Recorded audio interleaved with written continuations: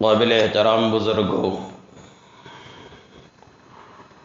قابل قدر ملت کے نوجوان بھائیوں، عزیز دوستوں،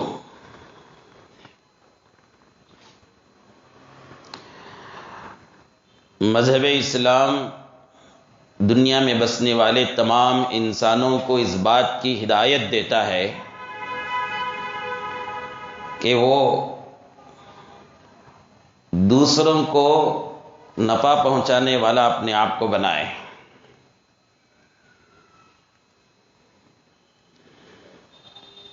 ہماری زبان سے، ہمارے طرز زندگی سے، ہمارے نقل و حرکت سے کسی انسان کو تکلیف نہ پہنچے، ایذا نہ پہنچے۔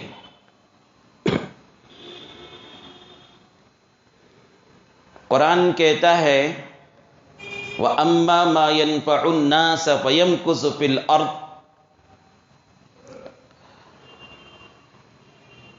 اگر تم اپنے گھر میں اپنے قدم جمانا چاہتے ہیں، جس محلے میں تم رہتے ہو، جس بستی میں تم رہتے ہو، جس ملک میں تم رہتے ہو، اگر تم اپنے قدم وہاں جمانا چاہتے ہیں، اپنے آپ کو مضبوط کرنا چاہتے ہیں، تو لوگوں کو نفع پہنچانے والے بن جاؤ۔ لوگ تمہاری حفاظت کریں گے کیونکہ یہ نفع پہنچانے والا ہے، اس سے ہمیں فائدہ ہے۔ کوئی تمہاری مٹانے کی بات نہیں کرے گا، تمہیں ختم کرنے کی سازشیں نہیں کرے گا، کیونکہ اسے احساس ہے کہ اس کی زندگی، اس کی نوکری، اس کی تجارت، اس کی ملازمت ہم سب کے لیے نفع بخش ہے۔ سرکار دو جہاں محمد الرسول اللہ صلی اللہ علیہ وسلم نے فرمایا وَأَمَّا مَا يَنْفَعُ النَّاسِ، خَيْرُ النَّاسِ مَا يَنْفَعُ النَّاسِ، لوگوں میں سب سے بہتر آدمی وہ ہے جو لوگوں کو نفع پہنچانے والا ہو۔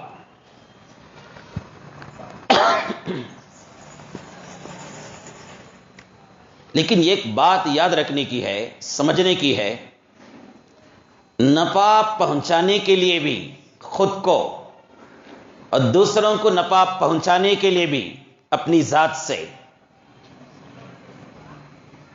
اور اپنے آپ سے دوسروں کو تکلیف پہنچانے سے بچنے کے لیے بھی علم کی ضرورت ہے۔ صرف علم بھی نہیں بلکہ علم کے ساتھ تربیت کی ضرورت ہے۔ صرف علم ہے، تربیت نہیں ہے تو وہ ایک پیسے چھاپنے والی مشین تو بن سکتا ہے، نفع پہنچانے والا انسان نہیں بن سکتا۔ اور بغیر علم کی تربیت کا تصور ہی نہیں ہے۔ تو یہ علم اور تربیت آپس میں ایک دوسرے کے لیے لازم ملزوم ہیں، اس کے بغیر انسان نفع بخش نہیں ہو سکتا، اس کے بغیر انسان کارآمد نہیں ہو سکتا۔ ورنہ بہت مشکل ہے، بہت ممکن ہے کہ نفع پہنچانے کی تڑپ میں نقصان پہنچا دیں دوسرے کو۔ خواہش تو ہے گھر والوں کو نفع پہنچائیں، تڑپ تو ہے قوم کو نفع پہنچائیں، لیکن علم نہ ہونے کی وجہ سے، تربیت نہ ہونے کی وجہ سے بہت ممکن ہے کہ وہ نقصان پہنچانے والا ہو جائے۔ اس لیے علم کی سخت ضرورت ہے۔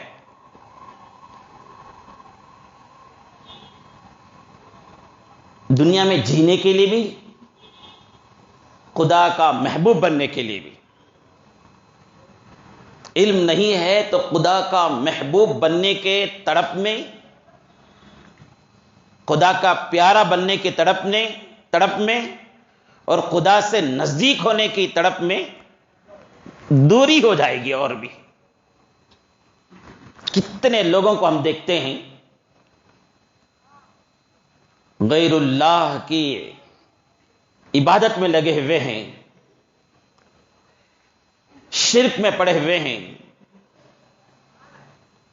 جہالت کی وجہ سے، واقفیت نہیں ہے۔ اب قسم قسم کے مجاہدیں، قسم قسم کی ریاضتیں ہو رہی ہیں، اور وہ سمجھتے ہیں کہ ہم خدا سے قریب ہو رہے ہیں، لیکن وہ انجانے میں خدا سے دور ہوتے جا رہے ہیں۔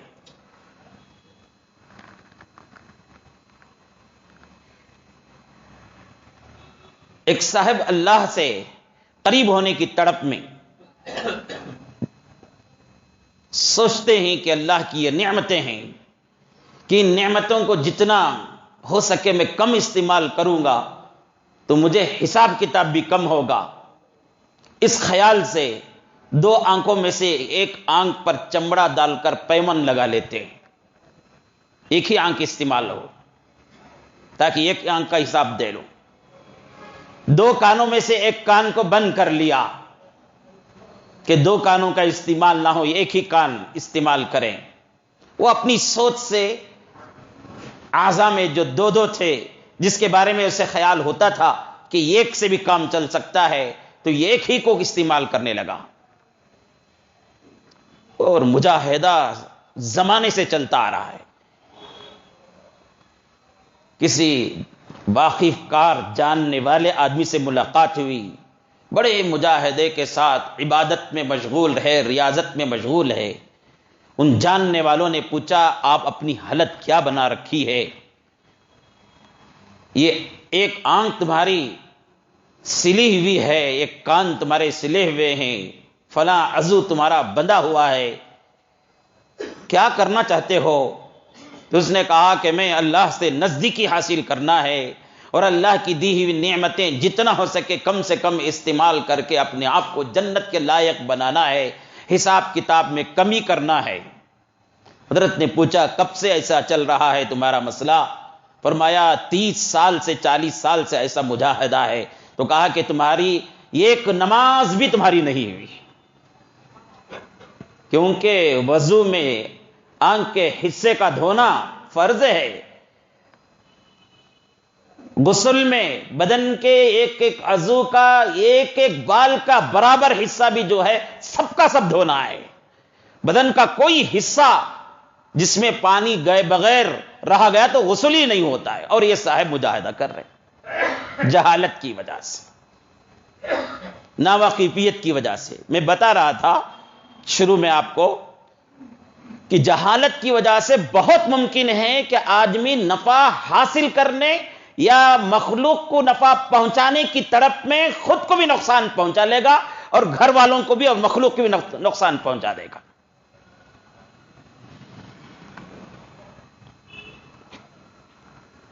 اس لیے مذہب اسلام میں علم حاصل کرنے کی بڑی تاکید کی گئی۔ آپ اگر ادیان کا مطالعہ کریں گے، تقابلی مطالعہ کریں گے، تو جتنا زیادہ مذہب اسلام میں علم حاصل کرنے کی اور تعلیم حاصل کرنے کی تلقین کی گئی ہے، اتنا کسی اور مذہب میں نہیں ہے۔ اور تعلیم حاصل کرنے والوں کے لیے جتنا مقام، جتنا مرتبہ، جتنے اعزازات مذہب اسلام میں بیان کیے گئے ہیں، کسی اور مذہب میں نہیں ہے۔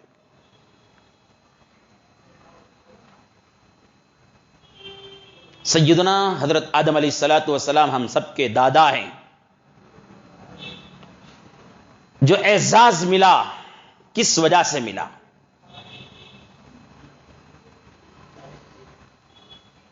ہم اپنے آپ کو طاقتور بنانا چاہتے ہیں، ہم اپنے آپ کو دنیا میں عزت دار بنانا چاہتے ہیں، ہم اپنے آپ کو آخرت میں عزت دار بنانا چاہتے ہیں،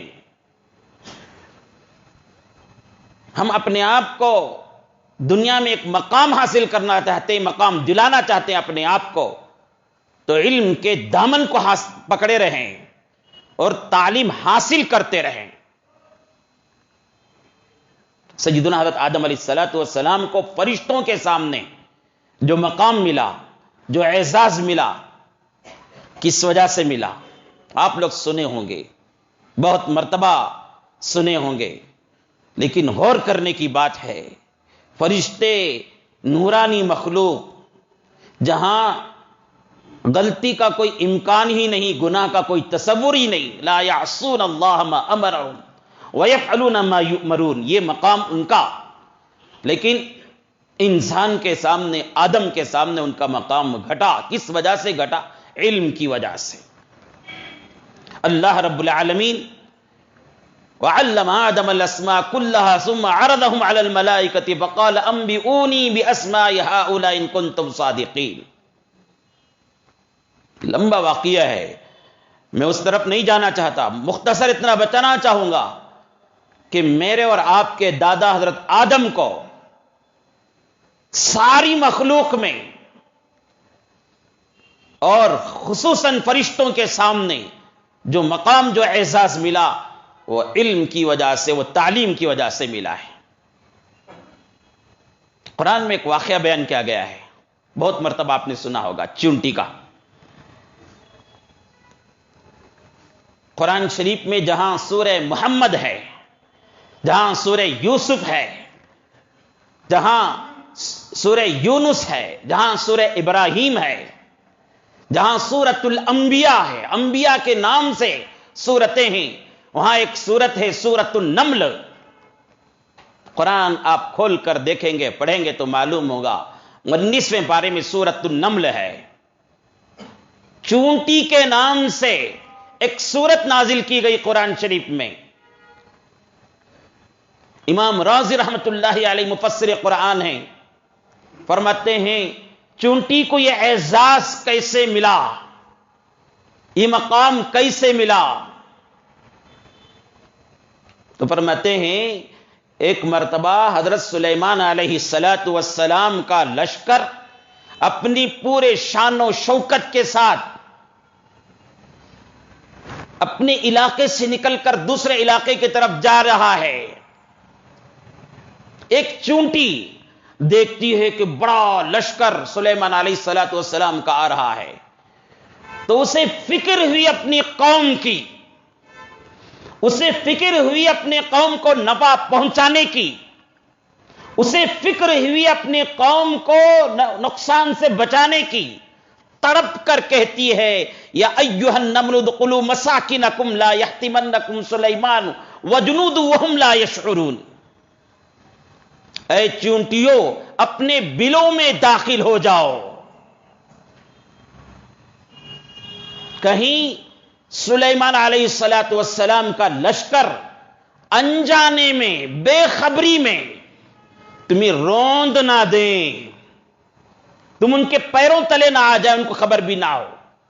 تو امام رازی رحمت اللہ علیہ فرماتے ہیں دو وجہ سے اسے بڑا مقام ملا۔ ایک درجہ تو یہ کہ قیامت تک کے لیے اس چونٹی کو رئیس النملہ، چونٹیوں کی ملکہ بنا دیا گیا۔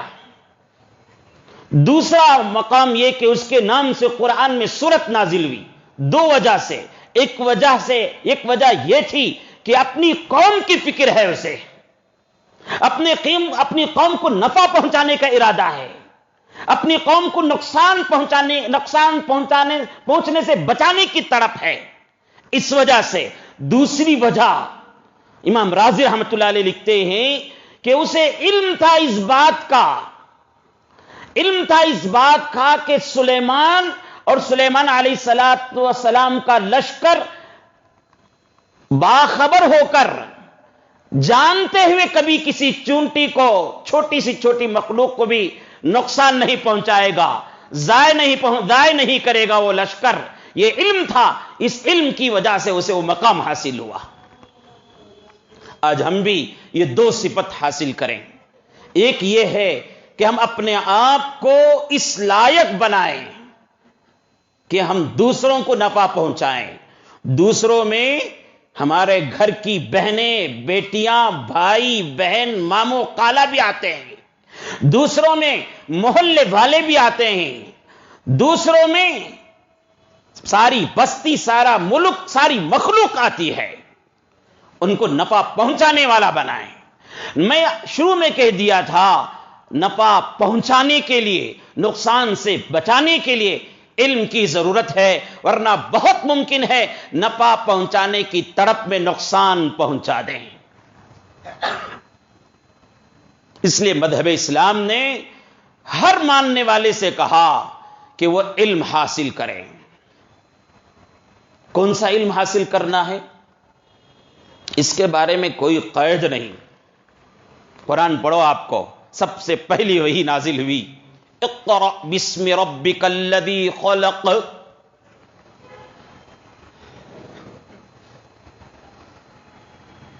یہ تقریباً یہ آیت نازل ہونے سے پہلے 550 برس کا عرصہ گزر گیا تھا۔ 550 برس کا عرصہ گزر گیا تھا، مخلوق کا ناتا خالق سے ٹوٹا ہوا۔ اس سے پہلے کوئی فرشتہ آیا نہیں تھا 550 برس تک۔ 550 برس کے بعد سرکار دو جہاں محمد الرسول اللہ صلی اللہ علیہ وسلم کے واسطے سے کائنات کا مالک کائنات میں بسنے والوں کو بات کرنا چاہا، ہدایت دینا چاہا، حکم دینا چاہا، تو کہتا ہے اقرا، پڑھو۔ کیا پڑھنا ہے؟ اہل علم ہے تو جانتے ہیں یہاں مفعول کا تذکرہ نہیں ہے، مفعول کا تذکرہ نہیں ہے، فلاں چیز کو پڑھو، فلاں چیز کو پڑھو، نہیں، مفعول کا تذکرہ نہیں ہے۔ اہل علم جانتے ہیں اسے عام چھوڑ دیا گیا۔ عام چھوڑ دیا گیا کا مطلب انسان کو جو کچھ اپنے رب کو پہچاننے کا ذریعہ بن سکے، یا جو کچھ انسانوں کو نفع پہنچانے کے لائق بن سکے، وہ سب کو حاصل کرے۔ یہ چیز ہے، اس کے ذریعہ خالق کی پہچان ہوتی ہے، اس کے ذریعہ مالک کی پہچان ہوتی ہے، اس کے ذریعہ خدا کا ڈر پیدا ہوتا ہے، تو وہ چیز کو حاصل کرو، اس کا علم حاصل کرو۔ آپ کو معلوم ہوتا ہے اس کے ذریعہ مخلوق کو نفع پہنچایا جا سکتا ہے، مخلوق کو تکلیف سے بچایا جا سکتا ہے، نقصان سے بچایا جا سکتا ہے، تو اس کا علم حاصل کرو۔ اقرا، پڑھو۔ لیکن ایک بات یاد رکھنا، قرآن نے ساتھ میں قید لگا دیا، اقرا بسم ربک۔ کیا علم حاصل کرنا وہ تو نہیں بتایا گیا، اسے عام رکھا، جو نفع کے لائق ہے، جو نفع کا لائق ہے وہ سب حاصل کرو، لیکن یاد رکھو بسم ربک، تمہارے رب کے نام کو یاد کرنے کے ساتھ، تمہارے رب کے نام کو یاد رکھنے کے ساتھ، تمہارے رب کے احکام کو یاد رکھنے کے ساتھ۔ کہیں ایسا نہ ہو نفع حاصل کرنے کے شوق میں، نفع پہنچانے کے شوق میں، اس طرف میں تم اتنے آگے بڑھ جاؤ، اتنے آگے بڑھ جاؤ، تمہارا خالق کے احکام ٹوٹنے لگے، تمہارے مالک کے احکام ٹوٹنے لگے، تمہارے رب کی نافرمانی ہونے لگے، مخلوق کو ستانے میں لگ جائیں۔ ایسا نہیں، بسم ربک، تمہارے رب کے نام کو یاد کرنے کے ساتھ کا مطلب تمہارے رب کو احکام، تمہارے رب کے احکام جو اسے بجا لانے کے ساتھ، حلال کو حلال جاننے کے ساتھ، حرام سے بچنے کے ساتھ علم کو حاصل کرو۔ حالانکہ یہ وہ زمانہ تھا توحید کے بارے میں احکام نازل ہو سکتے تھے، کیونکہ وہ وقت ایسا تھا کہ جس کے اندر ان کی زبان میں ذرا شکتی دیکھتے تھے، ذرا طاقت دیکھتے تھے، اسے اپنا خدا مان لیتے تھے۔ آج بھی دنیا میں بسنے والے قوموں میں سے بعض قومیں ایسے ہیں، وہ طاقت کی پوجا کرتے ہیں۔ کس کی پوجا؟ طاقت کی پوجا۔ گرچہ اپنے جیسا انسان ہے، اس کے اندر طاقت ہے، وہ کھاتا ہے، پیتا ہے، اور انسانوں ہی کی طرح وہ بھی بیت الخلا کرتا ہے، سب کچھ ہے، لیکن ذرا طاقت زیادہ ہے تو اس کی پوجا، اسے خدا مان لیا۔ وہ زمانہ بھی ایسا ہی تھا، طاقت کی پوجا کرنے والے۔ تو ضرورت کس بات کی تھی؟ ضرورت اس بات کی تھی کہ توحید کا اعلان ہوتا، توحید کے بارے میں آیتیں نازل ہوتی، توحید کا سبق دیا جاتا تھا پہلے، لیکن توحید کا نہیں دیا گیا. رسالت کے بارے میں، رسول کے بارے میں، پیغمبر کے بارے میں، نبی کے بارے میں آیتیں نازل ہوتی، کیونکہ نبی اور رسول ہی خالق اور مخلوق کے درمیان رشتہ جوڑنے والے ہیں. ان کے بارے میں آیتیں نازل ہو سکتی تھی نا، نہیں نازل ہوئی. انسانی مساوات، انسانی حقوق کے بارے میں نازل ہو سکتی تھی آیتیں، نازل نہیں ہوئی. کیونکہ وہ زمانہ ایسا تھا جس کی لاٹھی اس کی بھینس. یہ دور تھا طاقت کے زور پر انسانوں کو غلام بنائے ہوئے تھے، انسانی حقوق پامال ہو رہے تھے. جس کے پاس طاقت تھی وہ ظالم بن کر مظلوم کو دباتا چلے جاتا تھا، مظلوم کے حق کو مارتا چلے جاتا تھا. کوئی پوچھنے والا نہیں تھا. پاور ہے اس کے واسطے وہ کرنے دو بولتے تھے لوگ بھی. حقوق ضائع ہو رہے ہیں اس کی کوئی بات نہیں، ظلم ہو رہا ہے اس کی کوئی بات نہیں، طاقت والا ہے کرنے دو. تو حقوق کے بارے میں احکام نازل ہو سکتے تھے. عورتوں کے بارے میں نازل ہو سکتی تھی آیتیں، ہدایتیں، کیونکہ عورتوں کو تو جانوروں کی طرح استعمال کرتے تھے. جیسے جانور کے بارے میں خیال نہیں ہوتا ہے، اتنا دور چل گیا ہے، تھک گیا ہے، بیٹھنے دو، ایسا خیال نہیں کرتے ہیں. گاڑی بس کار چلاتے ہوئے کوئی نہیں تھوکتا ہے کہ تھک گئی ہوگی گاڑی، ذرا آرام کرنے دو. اس میں بھی اپنا نفع سوچتا ہے، انجن خراب ہو جائے گا اس وجہ سے تھوڑی دیر کھڑا کریں گے، اپنے نفع کے لیے، اس پر رحم کر کے نہیں. تو ویسا دور تھا وہ بھی. عورتوں کے ساتھ جانوروں کی طرح سلوک، نہ بہن کی پرواہ، نہ بیوی، نہ ماں کی پرواہ، نہ رشتوں کی کوئی پرواہ، سب کے ساتھ ایک ہی طرح کا سلوک ہوتا تھا. لیکن اس کے بارے میں بھی آیتیں نازل نہیں ہوئی. آیتیں نازل ہوئی تو پڑھنے، پڑھانے، علم اور تعلیم کے بارے میں. علماء مفسرین بیان کرتے ہیں توحید سمجھنے کے لیے علم چاہیے، رسالت سمجھنے کے لیے علم چاہیے، حقوق کی ادائیگی کے لیے، عورتوں کے حقوق کی سمجھنے کے لیے، انسانی مساوات کو سمجھنے کے لیے علم کی ضرورت تھی. اس لیے علم کے بارے میں سب سے پہلے آیتیں نازل ہوئی. اور سیدنا حضرت جناب محمد رسول اللہ صلی اللہ علیہ وسلم کا عمل بھی دیکھیے. 13 سال مکے میں رہے، کیسا زمانہ تھا. تاریخ پڑھنے والے، سیرت پڑھنے والے جانتے ہیں ستایا جاتا تھا ان لوگوں کو جو کلمہ پڑھتے تھے، پریشان کیا جاتا تھا جو لوگ نماز پڑھتے تھے. حد یہ تھی کہ نماز پڑھنے والا نماز پڑھتا، سیدنا حضرت عمر فاروق رضی اللہ عنہ کے ایمان لانے سے پہلے تک کا یہ حال تھا کہ ایک آدمی ان کو پہرا دینا پڑتا تھا کہ کہیں نماز پڑھنے میں سجدے میں جائے ہوئے آدمی پر کوئی ظلم نہ کر دے. ہوا بھی تھا رسول اللہ صلی اللہ علیہ وسلم کے ساتھ. آپ سجدے میں تھے تو آپ پر اوجھڑیاں لا کر ڈال دیا کرتے تھے. نماز کھل کر نہیں پڑھتے تھے، چھپ چھپ کر پڑھا جاتا تھا. ایسے دور میں بھی مکۃ المکرمہ میں کعبۃ اللہ کے قریب باب ارقم نام کے سے گھر تھا، وہاں پر بیٹھ کر برابر رسول اللہ صلی اللہ علیہ وسلم پڑھنے پڑھانے کا کام کرتے تھے. مکے سے ہجرت کر کے مدینہ پہنچے، کس حال میں پہنچے؟ بہت ہی لاچاری کے عالم میں. جو کچھ تھا سب چھوڑ کر مکے سے جانا پڑتا تھا صحابہ کو. اپنی ملکیت، اپنا مال، اپنی دولت، اپنی جائیداد، اپنے پراپرٹیاں سب کچھ چھوڑ کر خالی ہاتھ مکے سے مدینہ جانا پڑتا تھا اپنے ایمان کی حفاظت کے لیے. وہاں پہنچنے کے بعد حضرت جناب محمد رسول اللہ صلی اللہ علیہ وسلم نے اپنے پیٹ، اپنے گھر کے بارے میں فکر نہیں کیا. تاریخ پڑھ کر دیکھو، سب سے پہلے مدینے کی زمین میں مسجد نبوی بنایا گیا. اس مسجد نبوی میں کیا ہوتا تھا؟ پڑھنے پڑھانے کا کام ہوتا تھا.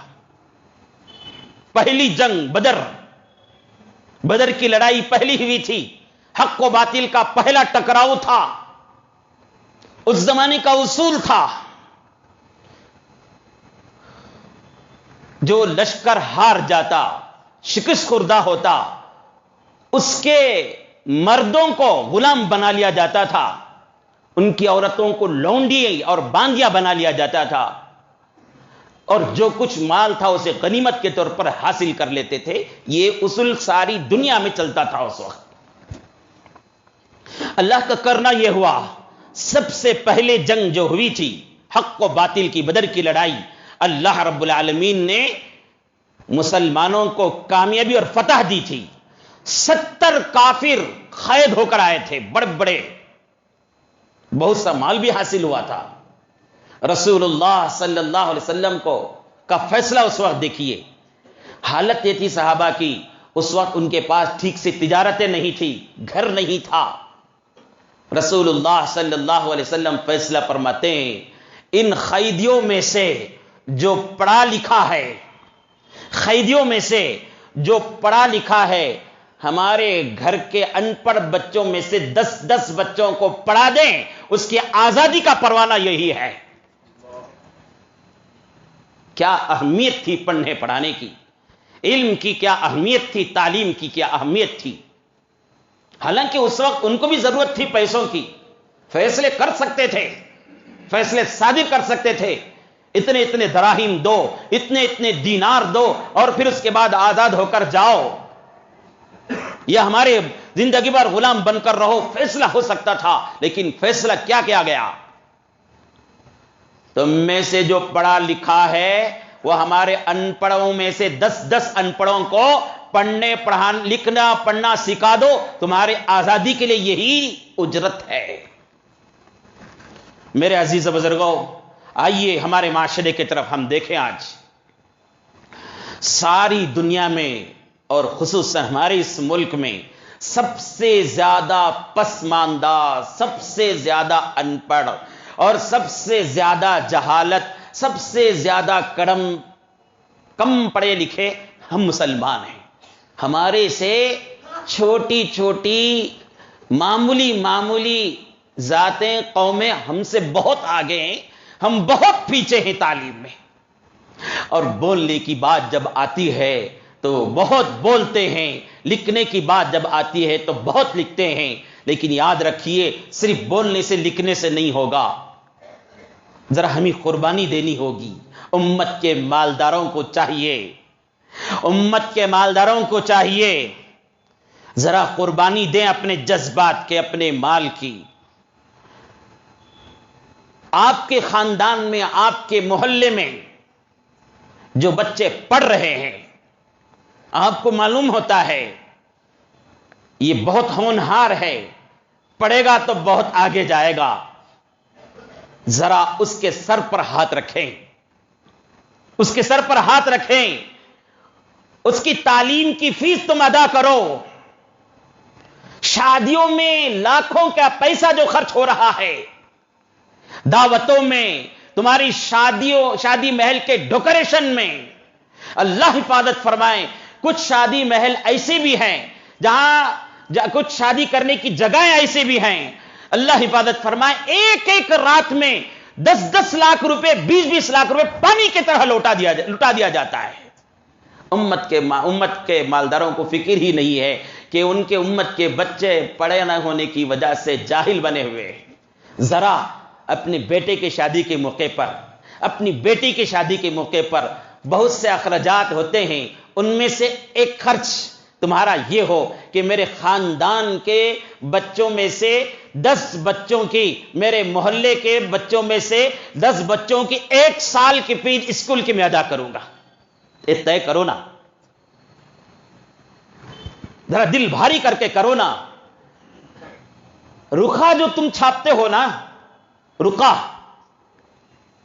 ایک رکا 100 روپے کا، ایک رکا 100 روپے کا کتنے آدمیوں کو دیے ہیں؟ 1000 آدمیوں کو دیے ہیں. کتنے ہو گئے؟ کتنے ہو گئے بھائی؟ حساب مجھے نہیں آتا ٹھیک سے. 1 لاکھ روپے، 1 لاکھ روپے ہو گئے. 1 لاکھ روپے پانی کی طرح بہا دیا تم نے صرف رقے میں. اور اس رقے کی اہمیت کیا ہے؟ اس رقے کی اہمیت کیا ہے؟ ایسا دیکھا، اٹھا کر ایڈریس دیکھ کر اٹھا کر پھینک دیا اس نے. اسے تو جانا ہے ولیمے کی دعوت میں، اسے تو جانا ہے نکاح کی دعوت میں، نلڈے تک کھانے کے لیے. اور اسے وہ رقعے کی کوئی اہمیت نہیں. اس رقعے میں بسم اللہ بھی لکھا ہوا ہے, اس رقعے میں اللہ کا نام بھی لکھا ہوا ہے, اٹھا کر پھینک دیا, اس کی کوئی حیثیت نہیں. 100 روپیہ 1000 آدمیوں کو دیے, لاکھ روپے ختم ہو گئے اس میں. ذرا وہ 1 لاکھ روپے میں تمہارے خاندان کے, تمہارے محلے کے اسکول کے بچے جو پڑھ رہے ہیں, اسکول کے تعلیم کی فیس ادا کرنے سے قاصر ہونے کی وجہ سے بہت سے بچے تعلیم سے محروم ہو گئے. ذرا وہاں لگا لو نا, ذرا قربانی دو نا. قوم کے بچے پڑھنے لکھنے والے ہو جائیں گے, معاشرے میں, ملک میں تمہاری عزت ہو جائے گی. اگر اس طرح جہالت میں اپنا پیسہ برباد کرتے رہو گے تو ایک دن وہ آ جائے گا, اللہ حفاظت فرمائے, اللہ حفاظت فرمائے, ایک دن وہ آ جائے گا ملک میں بسنے والے راجا بن کر رہیں گے, ہم غلام بن کر رہیں گے. کیونکہ دنیا والوں کا ایک اصول ہے, دنیا والوں کا اصول ہے کہ وہ غلاموں کے ساتھ رہنا, جاہلوں کے ساتھ رہنا پسند نہیں کرتے, غریبوں کے ساتھ رہنا پسند نہیں کرتے. جہالت کی وجہ سے غربت بھی آ رہی ہے ہمارے پاس, تعلیم نہ ہونے کی وجہ سے جاہل بن کر معاشرے میں بے عزت ہو رہے ہیں ہم لوگ. یہاں قربانی دینے کے لیے تیار نہیں. دل میں ارادہ کرو, ہمارے بیٹے کی شادی کے موقع پر, ہماری بیٹی کی شادی کے موقع پر جو بہت سے خرچے ہوتے ہیں اس میں سے ایک خرچہ ہمارا یہ بھی ہوگا, کریں گے انشاءاللہ, اللہ توفیق سے نوازیں. تو یہ امت کے بالدروں کے لیے بات ہو گئی. متوسط طبقہ, درمیانی طبقہ اور نیچے طبقے کے لوگوں کو بھی, ان کو بھی نہیں چھوڑا جائے گا. ان سے بھی گزارشیں ہیں, ان سے بھی گزارش ہیں. شروع میں تو تمہارا ارادہ ہے 5ویں کلاس تک بچے کو یہ بنانا, وہ بنانا, بڑے بڑے ڈگریاں دینا, یہ کرانا, وہ پڑھانا, بہت اچھے خیالات ہیں. جیسے ہی وہ 7th 8th SLC گیا پوری ختم ہو گئی, پوری خواہش ختم ہو گئی. اب انتظار میں ہے باپ, کبھی نہیں SLC پڑھے گا, کب اس کی SLC ختم ہوگی, کب لے جا کر کسی ہوٹل کے میز پوچھنے کے لیے ڈال دوں, کہیں کسی فیکٹری میں کام کرنے کے لیے ڈال دوں. وہ نوکر بن کر کام کرے گا اور زندگی بھر نوکر ہی رہے گا, وہ زندگی بھر نوکر ہی رہے گا. اس کے مہینے, ایک دن کے 100 روپے کے لیے, ایک دن کے 200 روپے کے لیے تم نے اسے زندگی بھر نوکر بنا کر چھوڑ دیا اسے. اور یہ کہ ایک بچہ نوکر بنتا گیا, ساری قوم نوکر بنی ہوئی ہے. 3 خط نلڈے تک کھانے کے بجائے 2 خط کھاؤ, ممکن ہے تو 1.5 وقت کھاؤ. بچوں کو تعلیم میں اپنے آگے بڑھاؤ, خرچ کرو تعلیم میں خوب. سر اٹھے گا تمہارا بھی, تمہاری قوم کا بھی. اور میں وہ بچوں سے بھی کہوں گا, ان نوجوانوں سے بھی جو ابھی 13 سال 14 سال کے ہیں, 15 سال کے ہیں, 16 سال کے ہیں, 20 سال کے اندر کے بچے ہیں, ان سے بھی یہ کہوں گا کہ وہ خالی یہ رونا روتے نہ رہیں, یہ رونا روتے نہ رہیں کہ ہمارے ابا مجھے 7 کے بعد ٹکا دیا, ہمارے ابا مجھے SLC کے بعد ٹکا دیے, میں پڑھتا تو بہت کچھ ہوتا تھا, آگے بڑھ سکتا تھا. یہ رونا بند کرو. اگر آپ کسی وجہ سے, تمہاری گھر کی مجبوری کی وجہ سے, کسی گھر کی مجبوری کی وجہ سے کسی جگہ پر کام کو جا رہے ہیں, کسی جگہ پر کام کو جا رہے ہیں, کتنا وقت کام کرتے ہیں, کتنی دیر کام کرتے بھائی؟ 8 گھنٹے کام کرتے, 10 گھنٹے کام کرتے ہیں, دن میں پورے 24 گھنٹے ہیں. 8 سے 10 گھنٹے تمہارے اور تمہارے گھر والوں کے پیٹ کے لیے کام کر لیا تم نے, باقی 1-2 گھنٹے نکال کر وہ SLC کے بعد کی تعلیم, 2nd PUC کے بعد کی تعلیم جو ادھوری رہ گئی ہے اسے مکمل کرو. بڑی بڑی ڈگریاں کماتے کماتے حاصل کرو. وقت تو بہت ہے تمہارے پاس, وقت تو بہت ہے تمہارے پاس. پہلے تمہارے پاس فیس بننے کے لیے پیسے نہیں تھے, اب تم کما رہے ہو, تم کما رہے ہو. تمہاری کمائی سے تمہاری فیس, تمہاری کتابوں کی فیس ادا کرو. اور وقت جو تم نے سڑکوں پر, ہوٹلوں پر, گپ شپ میں یا ادھر ادھر دوستوں کے پاس بیٹھ کر ختم کرتے ہو, تمہارے ماں باپ کا رونا رونے کے بجائے کہ میری تعلیم ادھوری کر دی, یہ وقت وہاں لگاؤ, ایک دن میں 2 گھنٹے لگاؤ، 3 گھنٹے لگاؤ، اپنے آپ کو طاقتور بناؤ۔ میں نے گزشتہ جمعہ بھی آپ کے سامنے کہا تھا، دنیا والوں کے پاس کمزوروں کی حیثیت نہیں ہے، طاقتور لوگوں کو لوگ استقبال کرتے ہیں۔ طاقتور بناؤ اپنے آپ کو۔ یہ موبائل میں گھنٹے گھنٹے بیٹھ کر وقت ضائع کرنے کے بجائے کیا ملتا ہے اس میں؟ سڑکوں میں یہاں وہاں گھوم کر وقت ضائع کرنے کے بجائے آپ نوکری کرنے کے بعد، ملازمت کرنے کے بعد 7 گھنٹے 8 گھنٹے ہیوی نوکری ہے، ہارڈ نوکری ہے 10 گھنٹے کے بعد، تو بقیہ 14 گھنٹے آپ کے پاس بچے ہوئے ہیں، اس میں سو، آرام کرو۔ اس کے بعد جو 1 2 3 گھنٹے نکال کر اس میں پڑھو۔ آج تو آن لائن کی تعلیم ہے، آج تو آن لائن میں تعلیم حاصل کرنے کے بہت سے ذرائع ہیں۔ آپ محنت کر کے پڑھو، وقت کو ضائع مت کرو، اپنے آپ کو ایک لائق بناؤ۔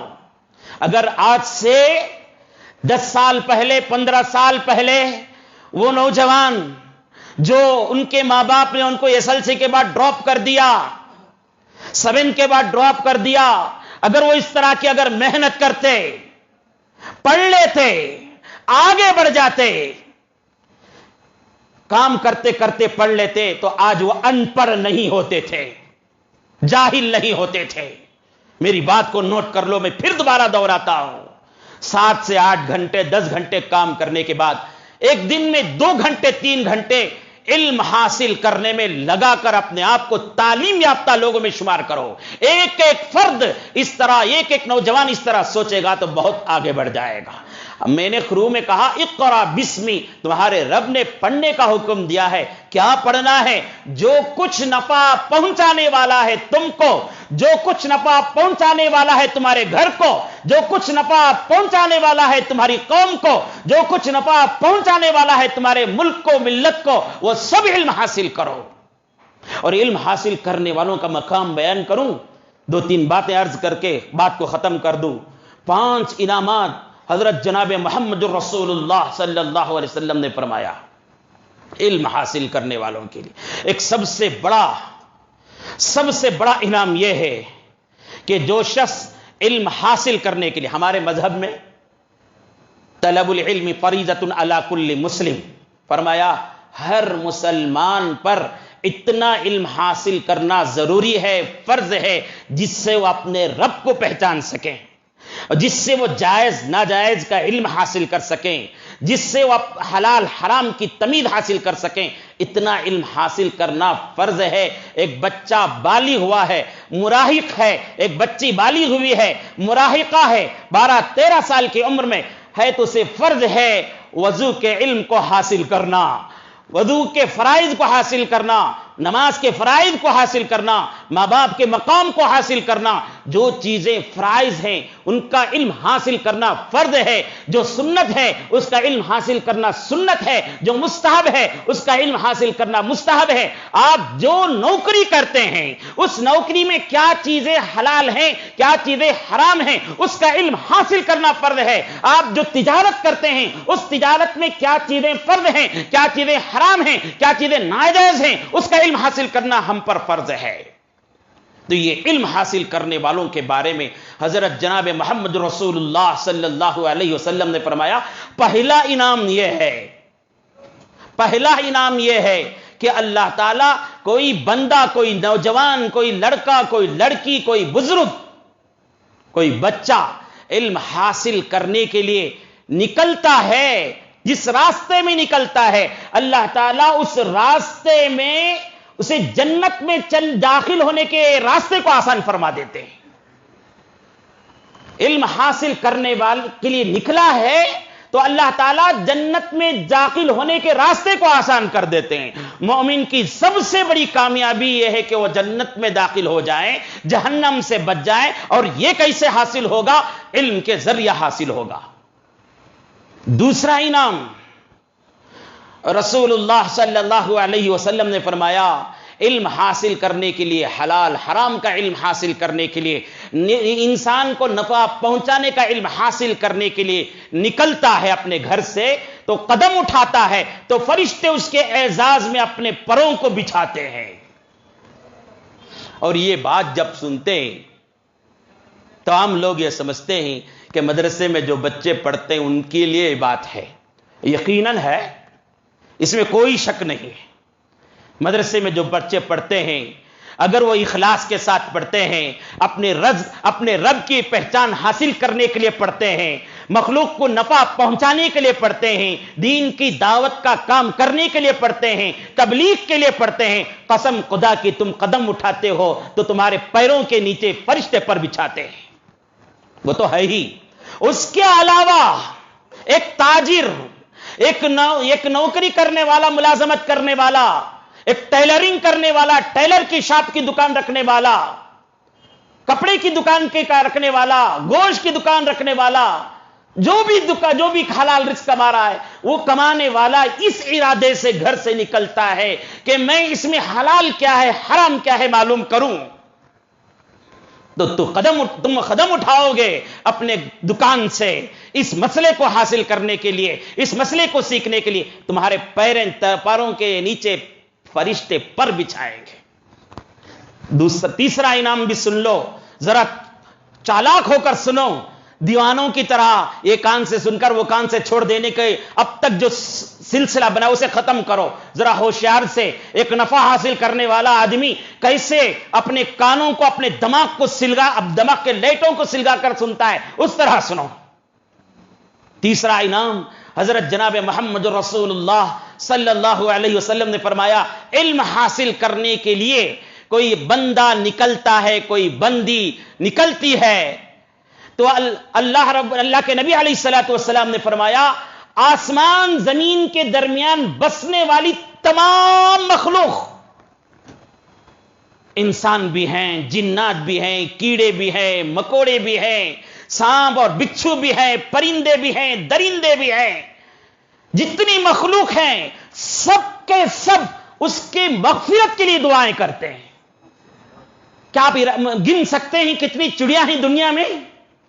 کیا آپ گن سکتے ہیں کتنے کوے ہیں دنیا میں؟ کیا گن سکتے ہیں کتنے شیر ہیں، کتنے گائے ہیں، کتنے بکرے ہیں، کتنے کیڑے مکوڑے ہیں؟ گن سکتے ہیں آپ؟ اللہ کے نبی نے فرمایا تم علم حاصل کرنے کے ارادے سے نکلو نوجوانوں، تمہارے گناہوں کی مغفرت کے لیے یہ آسمان زمین کے درمیان بسنے والی ساری مخلوق دعا کرتے ہیں. اور خصوصاً نبی صلی اللہ علیہ وسلم نے نام لے کر بتایا، دریا میں بسنے والے مچھلیاں دعا کرتے ہیں. دریا میں بسنے والے مچھلیوں کا حساب لگایا جا سکتا ہے؟ ذرا علم حاصل کرو. کون سا علم؟ پھر بھی آپ کو میں بتاؤں، جو علم تمہیں، تمہاری قوم کو، تمہارے گھر والوں کو نفع پہنچانے والا ہے، وہ علم جو تمہاری رب کی پہچان دینے والا ہے، وہ علم حاصل کرنے کے لیے نکلو. تمہارے گناہوں کی مغفرت کے لیے مچھلیاں دعائیں کریں گے.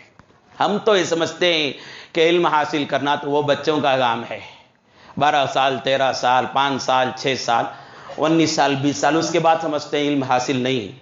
مذہب اسلام کی یہ تعلیم ہے، مذہب اسلام کی یہ تعلیم ہے کہ ماں کے گود سے قبر کے گڑے تک بھی علم حاصل کرنے کا وقت ہے، علم حاصل کرنے کا وقت ہے. ایک واقعہ بیان کر دوں میں، چھوٹا سا مختصر سا. ایک فقیہ صاحب علم نے ایک وقت کے بادشاہ کے سامنے، چھوٹا سا وقت کے بادشاہ کے سامنے ایک فتویٰ دے دیا، جس کی وجہ سے ان کو یہ وقت کا بادشاہ غصے میں آ گیا. ان کے اوپر ہوتا ہے، ان کے منشے کے مطابق نہیں تھا، غصے میں آ گیا. غصے میں آ کر کہا اس عالم کو جو ہے زندہ شیر کے سامنے ڈال ڈالو. انہیں چیر پر پھاڑ کر کھایا تو تب معلوم ہوگا بادشاہ کے خلاف، امت کے طاقتور لوگوں کے خلاف بولنے کا مزہ کیا ہے. ڈال دیا گیا. وہ شیر آیا ہے، ان کو ادھر ادھر سونگ رہا ہے اور حضرت آرام سے پڑے ہوئے ہیں. پھر وہ شیر ان کو چیرنے کے لیے، پھاڑنے کے لیے تیار نہیں ہوا. وہ اللہ کا حکم نہیں ہوا. اللہ کا حکم ہوتا ہے تو ہی آگ بھی جلاتی ہے، اللہ کا حکم ہوا تو بھی درندے بھی پرندے بھی ایذا پہنچاتے ہیں. اللہ کا حکم نہیں ہوا، نہیں کیا تو وہ اٹھ گئے. تو ان کے شاگردوں میں سے ایک شاگرد نے پوچھا حضرت جس وقت تم کو شیر ادھر ادھر سونگ رہا تھا، آپ کیا سوچ رہے تھے؟ آپ کیا سوچ رہے تھے؟ تو سنیے کان کھول کر. وہ کہتے ہیں کہ جب شیر مجھے میرے منہ کے پاس آ کر چاٹ رہا تھا، میرے کان کے پاس آ کر چاٹ رہا تھا، تو میں یہ سوچ رہا تھا کہ اس کا جھوٹے کا حکم کیا ہے شریعت میں، اس کے جھوٹے کا حکم کیا ہے. مر رہا ہے آدمی، علم کے بارے میں تڑپ رکھا ہوا ہے. اس کا مطلب یہ ہے کہ علم خبر میں جانے تک ہمیں حاصل کرنا ہے. اللہ ہم سب کو توفیق نصیب فرمائے. آخر میں آپ سب کے سامنے ایک اعلان ہے.